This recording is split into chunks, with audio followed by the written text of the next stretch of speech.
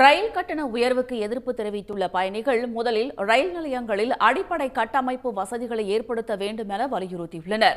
ரயில்கள் குறித்த நேரத்தில் இயக்குவதையும் அச்சமில்லாத பயணத்தை உறுதி செய்ய நடவடிக்கை எடுக்க வேண்டும் என்றும் அவர்கள் வலியுறுத்தியுள்ளனர்.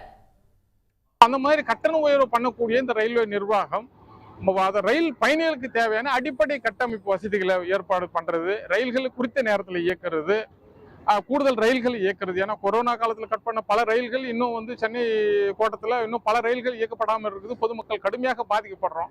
இயக்கப்படக்கூடிய ரயில்கள் குறித்த நேரத்தில் இல்லை. கும்மிடிப்பூண்டியில் சென்னைக்கு போனால் 2 மணி நேரம் ஆகுது. இது எல்லாத்துக்கும் மேல பார்த்தா ரயில் விபத்து.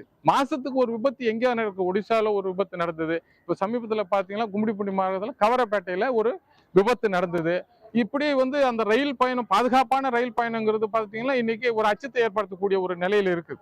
எனவே ரயில்வே நிர்வாகம் இந்த கட்டண உயர்வு போன்ற விஷயங்கள்ல தலையிடும் போது பயணிகளுக்கு தேவையான அடிப்படை கட்டமைப்பு வசதிகளை செய்யறதோட ரயில்களை குறித்த நேரத்தில் இயக்கணும், ரயில் பயணிகளுக்கு பாதுகாப்பான பயணம் செய்யணும் அப்படிங்கிற ஒரு சூழலை, நல்ல சூழலை ஏற்படுத்தணும்னு சொல்லி பாதிக்கப்படுகின்ற ரயில் பயணிகள் சார்பாக கேட்டுக்கிறோம். மத்திய அரசினுடைய ரயில் கட்டண உயர்வு என்பது மிக கடுமையான விளைவுகளை இந்திய மக்கள் மத்தியில் உண்டாகும். சாதாரண மக்கள் பயன்படுத்தக்கூடிய ஒரு போக்குவரத்து அது.